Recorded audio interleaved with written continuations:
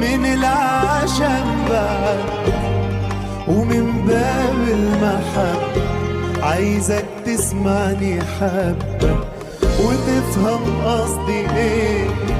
بقى يعني عشان بحبك يبقى ترد الغلاوة، جرح وبعد وساوة، قصرت معاك في ايه؟ ده مفيش حد اتعمل يا حبيبي اللي اتعمل لك